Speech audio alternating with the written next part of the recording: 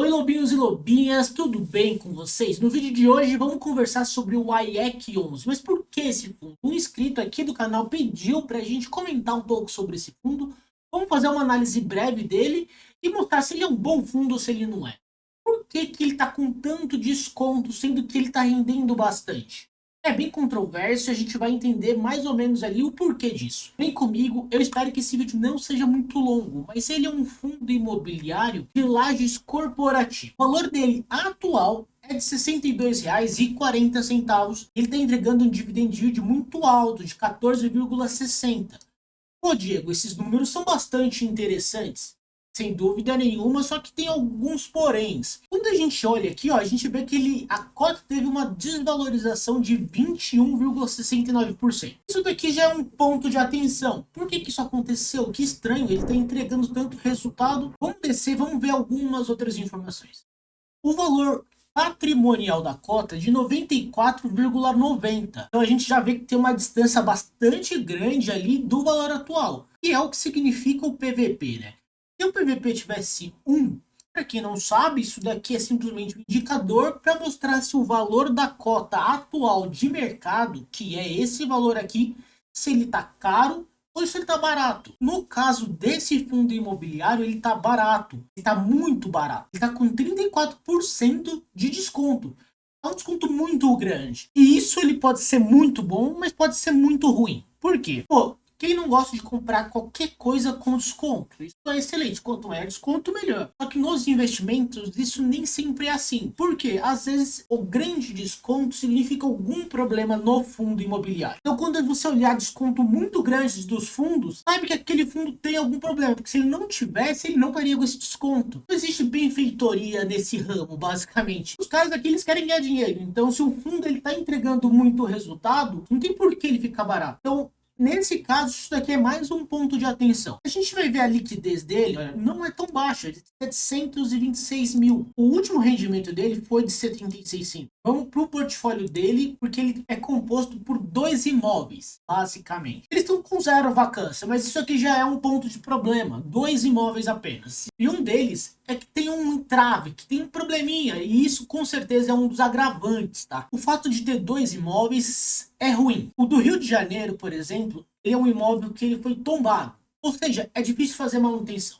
Ele é um imóvel histórico, a gente vai ver isso no relatório. E esse imóvel histórico, quando existe esse tipo de imóvel, ele é ruim, porque as modificações elas são limitadas e elas podem quase não acontecer, fora que está tendo um problema um pouquinho maior nesse imóvel. Mas em pensando em diversificação dentro do fundo, ela é baixa. 2 imóveis, não são só 2 inquilinos, mas o do Rio de Janeiro é um inquilino que tem a maior porcentagem ali. Mas enfim, vamos ver outras informações. Esse aqui é um outro site que eu gosto de ver bastante, que é o Mundo FI. Ele vai mostrar aqui, olha, o patrimônio líquido desse fundo é de 457 milhões. Ele está na posição 82 do IFIX de 109 fundos imobiliários.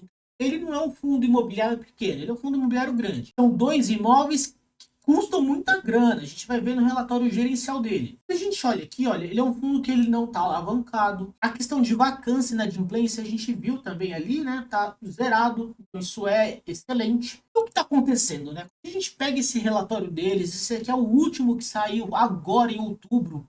Dia 3 de outubro que saiu, e algumas informações relevantes e interessantes. Primeiro, em 2023, isso daqui é uma distribuição histórica dos dividendos. Ele já entregou, em 2023, R$ 6,30. Fala assim, pô, Diego, isso é bom? Isso é bom. Só que, em comparação com o ano passado, ele vai entregar menos, sem dúvida nenhuma.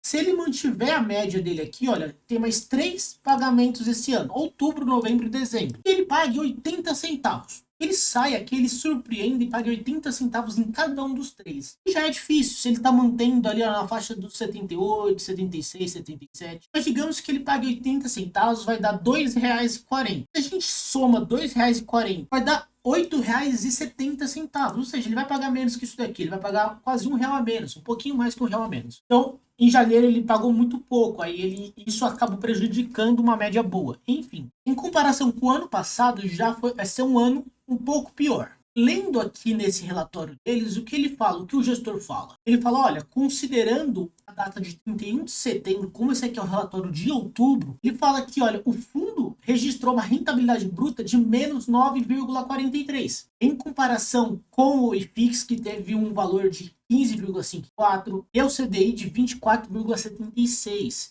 E ele fala que ele não sabe o porquê disso. Mas o problema provavelmente é por conta de um dos imóveis. Quando a gente olha aqui o portfólio, é um imóvel bem bonitão aqui, o de São Paulo. É um imóvel sustentável, isso é muito bom. Ele é localizado num lugar bastante premium ali das Nações Unidas, bastante caro. E no Rio de Janeiro a gente tem esse imóvel aqui, que é o Standard Building. Ele é um edifício tombado, patrimônio histórico na cidade do Rio de Janeiro. Eu não conheço o lugar, é próximo da Baía de Guanabara. Parece ser bem localizado. Ter tombado é ruim, mas ok, é difícil modernização. Na verdade, na fachada é impossível acontecer. Isso limita os inquilinos. O principal inquilino é o IBMEC. E ele solicitou, ele moveu uma ação contra o fundo para mudar a taxa. Atualmente a taxa é o IGPM.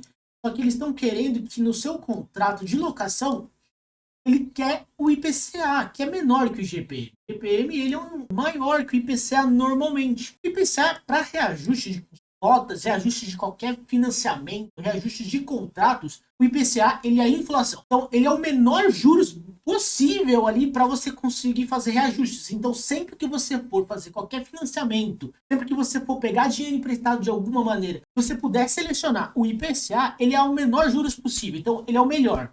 Ah, Diego, mas não é melhor ter zero de juros? Sim, é o melhor, mas não existe isso. Agora, se você tem o IPCA, que é simplesmente a inflação, é justo, é excelente, é o menor juros possível. O IGPM ele é um juros maior. Então, o IBMEC ele quer reduzir o pagamento dele.